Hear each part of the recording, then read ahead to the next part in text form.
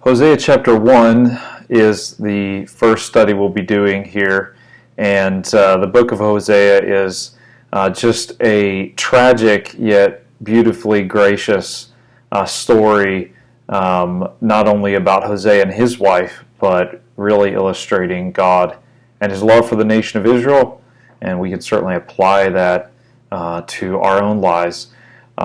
As we open the book of Hosea, we find that Hosea is called by God to live a life that will graphically illustrate the spiritual unfaithfulness of Israel.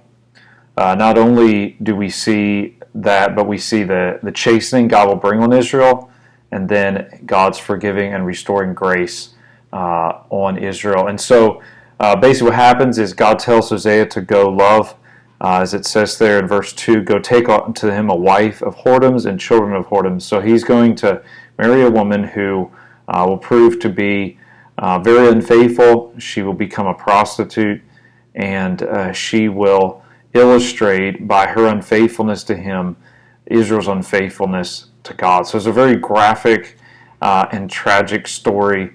His children, the children that he will have with his wife Gomer, their names are Jezreel, which means God will avenge, Loruhamah, which means no more loved, and then Loaami, which means not my people. So God is going to avenge. He's no longer loving you, and you are not my people. So there's a real tone of judgment and chastening on their sin.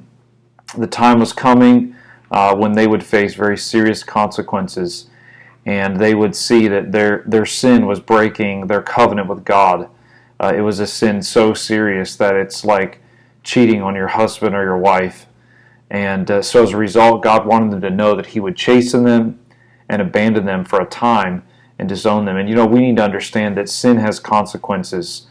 You cannot be unfaithful to your husband or your wife and then not have tragic consequences for you and all that are involved. And the same is true of our sin with God. If we really saw it in those terms, that when we love other things or serve other things, it's basically like we're cheating on God, so to speak. But the beautiful thing about this story is that Hosea will never forsake his wife, despite her unfaithfulness. She will go through a time of pain and emptiness because of her sin, but Hosea would love her and bring her back, and God wanted him to do that as an illustration of how he was never going to totally abandon his people Israel. And again, it's a beautiful picture of how we go away from God, we love and worship other things, but then God continues to care for us during those times and waits for us and even tries to draw us back. And that's exactly what happens. So the lessons here, number one, is to understand that sin breaks our fellowship with God and brings all kind of pain. And that's one of the reasons there's so much pain and suffering in our world, is it's down to the sin of mankind. Secondly, God chastens those who are unfaithful to him. You can read more about that in Hebrews chapter 12, where we find that, whom the Lord loveth, he chasteneth. And so, how are you seeing God chasten you?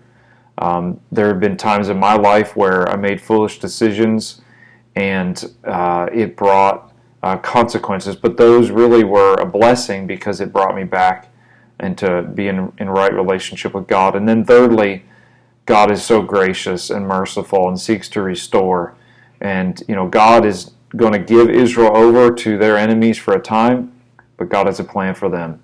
And God at times will allow us to go through consequences, but God has a plan. And God loves us, and he wants to bring us back. And if we're saved and for his children, he is going to ultimately restore us. And so I hope that encourages you today to understand the seriousness of sin, its consequences, but ultimately the love and the grace of God.